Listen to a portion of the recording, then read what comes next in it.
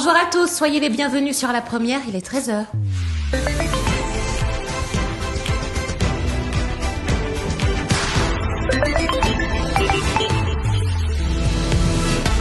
Qu'est-ce qui fait l'actualité en ce lundi 22 mai? On va vite le savoir. Bonjour Catherine. Bonjour à tous. Mouvement d'humeur ce matin à l'école privée Saint-Pierre de Matoury. Une partie du personnel a débrayé pour dénoncer le management qualifié de violent de leur direction. L'illettrisme, un vrai problème de société en Guyane. Depuis ce matin, 150 personnes participent à un séminaire organisé par le rectorat à l'université. Objectif, mettre en place des actions concrètes ajustées aux réalités du territoire. Et puis, dans la page sport de ce lundi, on parlera de la finale de la Coupe de football Vive. Elle opposera ce soir la Gauloise de Basse-Terre et l'ASC Caraïbes de Cayenne. Nous reviendrons également sur le concours national de danse et nous parlerons cyclisme. Catherine, on commence ce journal avec le ras-le-bol des habitants de la rue Becker à Cayenne. Effectivement, Oriana, c'est un squat à ciel ouvert qui provoque des nuisances aux riverains. Les habitants de la rue Becker, au cœur de Cayenne, n'en peuvent plus du 89 de leur rue. Il attire des sans domicile fixe, des junkies et des dealers, trafic, cris, dégradation en tout genre, de jour comme de nuit. Trop, c'est trop. Olivier Vaïti a sa maison familiale juste en face. Il s'est confié à Vanessa Etienne et à Séfiane Dei. Il y a vraiment un climat d'insécurité en permanence, que ce soit le matin, l'après-midi, le soir. J'ai un tas d'amis qui ne veulent pas venir chez moi à cause de ça, justement. Après, il y a d'autres personnes aussi qui ne veulent pas passer dans cette rue-là, ils préfèrent passer dans la rue Barra ou une autre rue. Mais en tous les cas, c'est vrai qu'il faut vraiment que la sécurité revienne dans ce quartier-là, parce qu'au niveau commerce, ça se meurt. Il n'y a qu'un seul commerce qui est disponible. Comme beaucoup de Guyanais, on s'interroge vraiment sur la volonté réelle de l'État de s'occuper de la sécurité. Parce que quand je vois que le préfet mobilise 700 gendarmes et militaires pour chercher les meurtriers des 100 gendarmes qui est mort, le GIGN, et puis qu'en même temps, ils font pas grand-chose pour la sécurité de la ville de Cayenne et d'autres villes, on s'interroge vraiment sur la volonté réelle de l'État d'assumer ses fonctions régaliennes. Autre mobilisation ce matin à l'école privée Saint-Pierre située à Cogno-la-Mirande à Matoury. Une partie du personnel a débrayé 1 heure pour dénoncer le management qu'ils qualifient de violent de leur direction. Un contexte qui se dégrade selon eux, leurs conditions de travail depuis plusieurs années. Et c'est un événement récent qui a déclenché ce matin la réaction du personnel. Les précisions de Marie-Louisa Bintoul, professeure au sein de l'école et représentante syndicale STEG-UTG-CGT. Elle est au micro de Mélodie Nourri. Vendredi 12 mai, la comptable qui travaille dans l'école depuis 16 ans a reçu une dernière lettre d'avertissement par rapport à son travail. Et ensuite, il y a eu une lettre qui dénonce qu'elle est incompétente, qu'il y a une histoire de vol de chèque. En fait, c'était une attaque de trop, une souffrance de trop. En ce qui concerne la comptable, eh bien, l'équipe s'est mobilisée. Donc ce matin, nous avons fait un débrayage devant l'école afin de dénoncer ce que nous subissons depuis 4 ans de la direction par un management assez violent. Voilà, des mails ont déjà été envoyés aux responsables et rien n'est fait. Donc maintenant, nous voulons que Monseigneur l'évêque nous reçoive. La directrice diocésaine était présente dans l'école. La présidente de l'OGEC qui s'occupe du personnel OGEC, ce sont les ASEM, voilà, que vous appelez dans le public. Elles étaient toutes les deux présentes ce matin, mais elles n'ont pas demandé à nous voir. Donc voilà, nous voulons discuter avec Monseigneur l'évêque. La cavale des 2 derniers suspects du meurtre d'Arnaud Blanc est terminée. Ils ont été interpellés vendredi par les autorités brésiliennes, soupçonnés du meurtre du membre du GIGN le 25 mars dernier à Dorlin. Les 2 hommes tentaient de fuir vers les États du Maranhão et du Pará. Une arrestation dans le cadre de l'opération Horus, une opération conjointe entre les autorités françaises et brésiliennes. C'est un véritable problème de société. En Guyane, 1 adulte sur 5 est en situation d'illettrisme. Il s'agit de personnes qui ont été à l'école mais qui ne maîtrisent pas ou plus la lecture, l'écriture ou le calcul. Pour lutter contre ce fléau, pour la première fois, le rectorat organise 2 jours de rencontres pour la maîtrise de la langue et la prévention de l'illettrisme. Un séminaire qui se tient aujourd'hui et demain à l'Université de Guyane. On écoute Vincent Martin, proviseur du lycée Jean-Marie Michotte. Il est au micro d'Isabelle Le Rouge et Franck Fernandez. L'idée, c'est vraiment de réunir tous les pilotes. Aujourd'hui, on a des chefs d'établissement, des directeurs d'école, des conseillers pédagogiques. C'est à peu près 150 personnes qui sont là, avec des contributeurs aussi qui sont venus du Québec, de métropole, pour pouvoir nourrir, échanger. Parce qu'il se fait des choses à Saint-Laurent qui ne sont pas connues à Cayenne, des choses qui sont faites à Saint-Georges, à Camopi, qui ne sont pas connues à Saint-Laurent. Donc l'idée déjà, c'était ensemble de se partager ces expériences sur ces problématiques de maîtrise de la langue. On est dans un contexte plurilingue en Guyane et même multilingue. Donc de voir effectivement, de prendre des idées. Et après, nous allons travailler par territoire, des groupes de travail pour Kourou, pour Cayenne, Saint-Laurent, et voir ensemble qu'est-ce qu'on peut le construire. Et ce séminaire, une occasion pour nous de dresser un état des lieux de l'illettrisme en Guyane. Bonjour Olivier Damon. Bonjour Catherine Boutet. Alors 50 000 Guyanais de 16 à 65 ans sont concernés selon l'INSEE. Oui, sur la base d'une étude réalisée en 2011 et confirmée quelques années plus tard, donc en 2020, 2 Guyanais sur 5 ne maîtrisent pas suffisamment l'écrit, contre 1 sur 10 en France hexagonale. Soit, vous l'avez dit, 50 000 personnes chez nous qui ne sont pas en situation de lire un programme TV, une liste de courses, comprendre une ordonnance et écrire des mots simples de la vie quotidienne. Pour rappel, il s'agit d'hommes et de femmes âgés de 16 à 65 ans qui ont été scolarisés sur le territoire.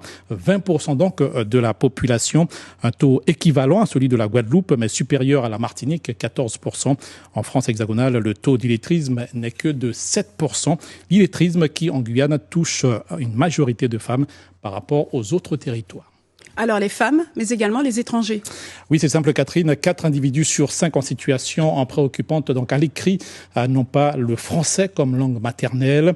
Dans le détail, un quart des personnes touchées pour langue maternelle le Standard-Tongo, donc originaire du Suriname. Vient ensuite le créole haïtien, 18%, et le français, 15%, on le voit bien, et le portugais pour terminer, le portugais brésilien, 13%. Merci Olivier. 13h07 sur la première, la suite de ce journal, Catherine Boutet, avec notre page des sports.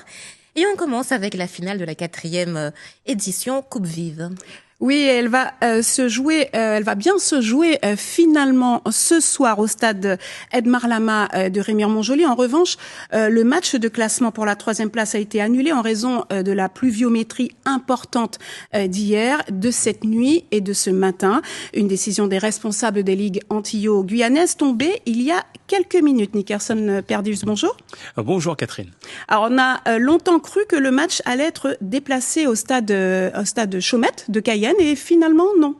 Et non, finalement non. La décision a été difficile pour les responsables donc des 3 ligues, car la pelouse du stade Edmar Lama est gorgée d'eau. On le sait, cette pelouse pose problème depuis de nombreux mois, voire de nombreuses années. On a pu le voir avec les Yana Doko. Pelouse gorgée d'eau, mais finalement, on peut donc y jouer parce que l'arbitre qui a inspecté cette pelouse a estimé qu'il n'y avait pas de possibilité de jouer 2 rencontres, mais plutôt une rencontre. Alors la décision a été simple, c'est d'avoir donc cette finale qui aura lieu à 20h au début 19h30, vous l'avez vu, vous le voyez affiché, mais finalement il y a une dernière décision, rencontre à 20h. Le match de classement en revanche a été annulé à cause de cet état de la pelouse, il faut tout simplement la préserver. Et la finale oppose l'ASC Caraïbes de la Guyane et la Gauloise de Basse-Terre de la Guadeloupe, une finale inédite.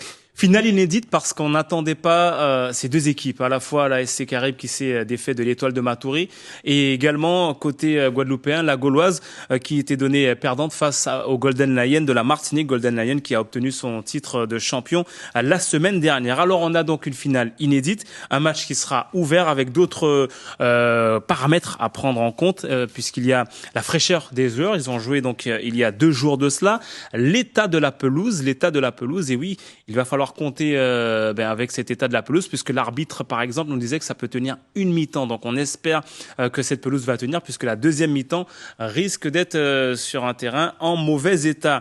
Et puis côté force vive, la Gauloise donc n'a rien à perdre. Même chose pour l'ASC Caraïbes. On rappelle que l'ASC Caraïbes est un club créé en 2015. Au début communautaire et petit à petit c'est un club maintenant qui s'ouvre et qui s'installe dans ce championnat et c'est sa première compétition avec cette Coupe Vive. On attend de voir donc cette équipe de Caraïbes face aux Guadeloupéens de la Gauloise de Basse-Terre. Merci Nickerson Perdius. On va maintenant passer au reste de l'actualité sportive du week-end avec vous, Guillaume Perrault. Bonjour. Et on commence ce journal des sports avec les Jeux des îles en Corse. Oui, l'île de Beauté, Catherine, où la délégation est arrivée pour participer dès demain à cette compétition qui réunit 7 nationalités.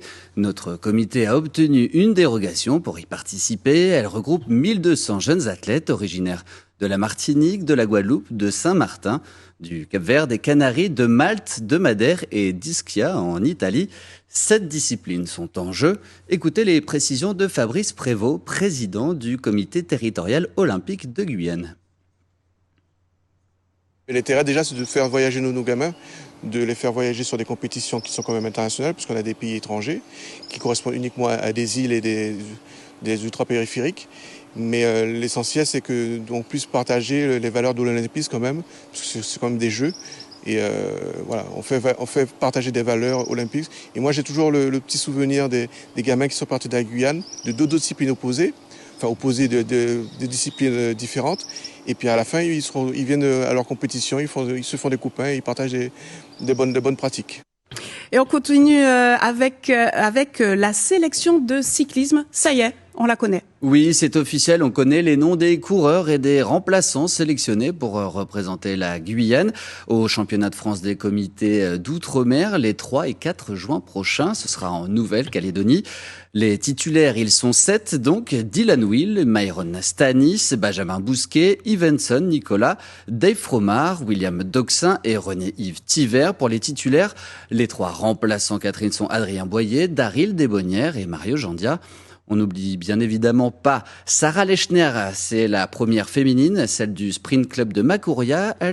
Ce sera la première fois qu'une féminine représentera la Guyane. Et puis le staff technique est composé de Patrice, de Naïs Kondo et de Serge Xavier. En football, déception pour la Guyanaise Oriane Jean-François. Oui, ce week-end, la Saint-Laurentais et ses coéquipières du PSG ont une nouvelle fois perdu face à l'Olympique lyonnais et ses joueuses ultramarines. Les joueuses de l'OL qui remportent donc le championnat et réalisent le doublé après avoir remporté la 10e Coupe de France. C'était également face au PSG d'Oriane Jean-François.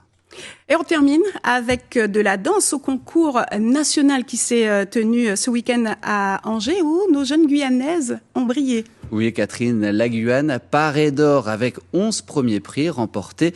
C'est assez exceptionnel pour cette délégation de 19 danseuses âgées de 10 à 17 ans, issues des associations Cubasson de Kourou et Adaklam de Cayenne. Elles se sont distinguées avec style dans ce concours national qui a réuni près de 2800 participantes originaires de toutes les régions de France et des Outre-mer.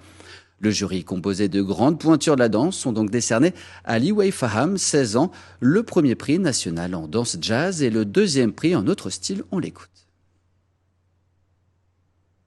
C'est beaucoup de travail parce qu'avant d'arriver jusqu'au national, c'est des heures de répète acharnées. Et ce qui était un peu dur pour moi mentalement, c'est qu'après avoir eu mon deuxième prix, j'étais un peu découragée. Mais le lendemain, il fallait reprendre direct mes esprits pour être bien sur scène et avoir mon premier prix. Voilà. Pas devant toute la France, mais oui, j'ai réussi à avoir un premier prix en France, donc quand même, c'est quelque chose. Et puis autre réaction, celle de Linesa Fénelon.